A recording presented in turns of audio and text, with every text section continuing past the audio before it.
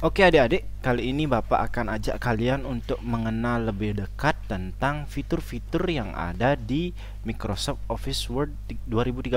Karena materi kita hari ini adalah pengelolaan informasi atau pengenalan aplikasi pengolah kata ya. Nah, aplikasi pengolah kata yang paling umum sekali digunakan di mana-mana itu adalah Microsoft Office Word.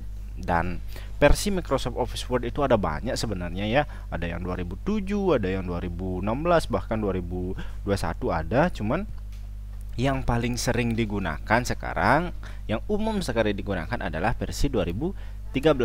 Nah, untuk mencari aplikasi itu, misalnya kalian menggunakan komputer nih ya. Nah, kalian bisa cari aplikasi itu di tombol Start. Kalian ketik saja langsung Word gitu ya. Nah, kalian akan ketemu dua program, Word dan WordPad. Kalian pilih yang Word-nya.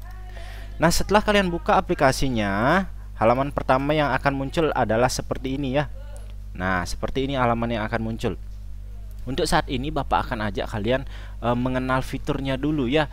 Jadi di sini kalian bisa lihat ini adalah contoh-contoh dokumen yang bisa dibuat menggunakan Word ya. Bagus-bagus ya. Nah, kalian bisa buat itu. Yang penting kalian tahu dasarnya dulu. Nah, untuk memulai itu kita masuk ke blank dokumen. Nah, jadi di sini kalian sudah lihat fitur dasarnya ya.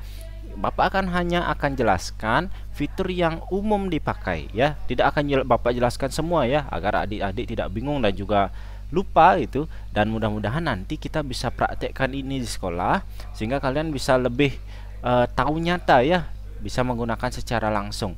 Dan mudah-mudahan pandemi ini segera dilonggarkan sehingga kita bisa langsung mulai prakteknya. Oke, kita mulai dari menu ribbonnya dulu ya. Nah, di sini untuk menunya ini membawa submenu atau menunya ini punya menu lain ya. Nah, dari mulai file, kalau diklik file akan muncul seperti ini ya. Nah, di file ini umumnya digunakan untuk menyimpan ya. Di file ini ada menu Shift S atau Shift. Shift itu untuk menyimpan dokumen yang pernah dibuat, Shift S untuk menyimpan dokumen yang belum pernah dibuat ya. Nah, di sini juga ada menu print untuk kalian mencetak dokumen itu ya, dan juga untuk open untuk membuka dokumen yang sudah pernah dibuat. Nah, itu saja yang sering sekali digunakan di menu open. Dan lagi satu ada new ya, untuk membuat dokumen baru. Oke. Nah, selanjutnya ada menu home. Nah, di sini submenu home itu banyak sekali. Yang umum sekali digunakan adalah pada menu font ya, untuk merubah jenis tulisan atau bentuk tulisannya. Di sini sudah bisa dilihat ya bagaimana bentuk-bentuk tulisannya. Kalian tinggal pilih sesuai dengan apa yang kalian buat. Nah, di sini juga ada ukuran tulisannya. Nah, misalnya Bapak akan contohkan dengan tulisan ketik gitu ya.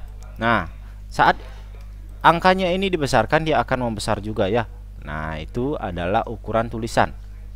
Ada juga bold untuk cetak tebal, italic untuk garis miring atau cetak miring, underline untuk ada garis bawahnya ya. Kalian bisa lihat di bawahnya itu sudah ada garisnya. Oke. Nah, ini yang sering sekali digunakan pada menu home. Ada juga pengaturan tata letak tulisannya, ada legend left untuk menyimpan atau membentuk tulisan ini rata kiri ya. Ada yang rata tengah dan juga ada rata kanan, atau rata kanan kiri ya. Oke. Ini yang sering sekali digunakan, dan juga untuk merubah warna tulisannya lagi satu ya. Nah, ini kalian bisa ubah warna tulisannya sesuai dengan warna yang kalian mau. Oke. Selanjutnya ada di menu insert. Yang paling sering digunakan di menu insert ini adalah menambahkan objek, misalnya gambar itu ya dalam Word, atau menambahkan shape atau kotak. Bapak contohkan misalnya shape dulu ya. Nah, kalian bisa pilih jenis kotaknya yang seperti apa, bentuknya yang seperti apa ya. Nah, ini sudah terbentuk sesuai dengan bentuknya ya. Nah, sesuai dengan bentuk shape itu. Ada juga kalian bisa menambahkan gambar, picture di sini. Kalian bisa pilih di mana kalian menyimpan gambar ya. Bapak contohkan, Bapak simpan ini di komputer Bapak. Nah, dan bisa dia sudah masuk di gambar Word kita ya. Oke. Selanjutnya pada menu insert.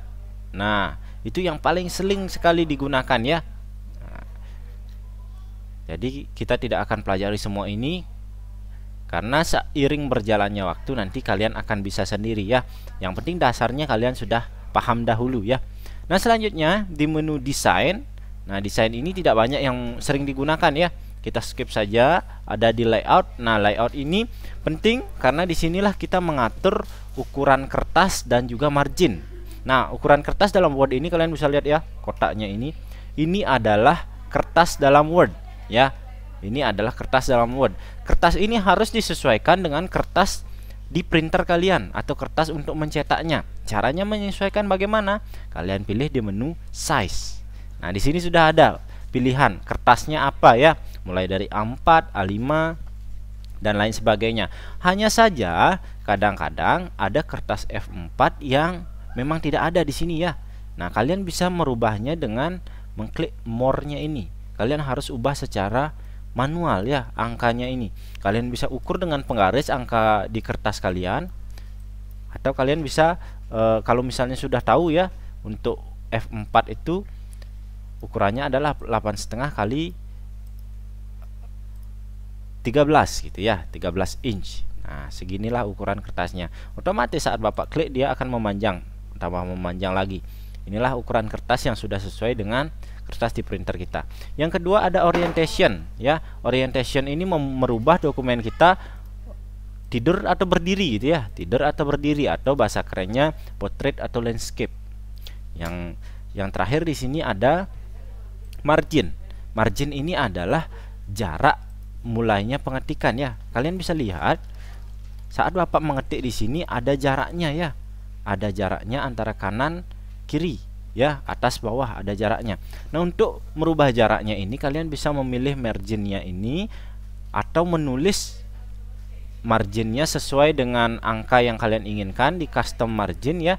Kalian bisa tulis di sini atas, bawah, kiri, kanan gitu ya. Atau yang paling mudah adalah menggunakan rulernya.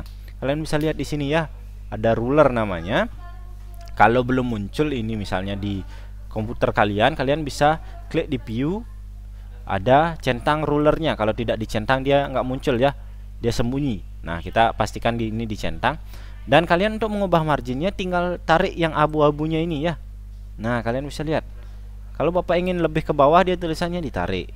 Kalau misalnya yang ini kita geser dulu agar abu-abunya itu bisa ditarik. Nah, ini juga sama ya. Nah, dengan demikian kita sudah mengatur marginnya seberapa sih batas tulisan itu. Karena kalau sudah dibatasi segini, tulisan itu tidak bisa lewat ya, lebih dari itu. Nah, ini maksudnya pengaturan margin. Ingat, atas bawahnya bisa ya, seberapapun atas bawahnya kalian bisa atur. Yang selanjutnya ada di page references. Ini sangat jarang juga digunakan, kita skip saja. Mailing juga sama, review juga sama. Nah, di view ini tadi untuk mengatur munculnya ruler ya. Ada juga grid line, kotak-kotak ya. Nah, kita hanya sering butuhkan adalah rulernya. Nah, dengan di itu kalian sebenarnya sudah bisa buat dokumen ya. Tinggal kalian belajar untuk melakukan pengetikan ya, dan juga belajar untuk mengatur dokumennya itu, sehingga nanti bisa dokumen itu berbentuk seperti misalnya ini ya. Banyak seperti dokumen-dokumen yang ada contohnya di sini. Kalian bisa lihat, atau kalian bisa langsung mengedit ini semua. Ini sudah tersedia gratis untuk kita gitu ya.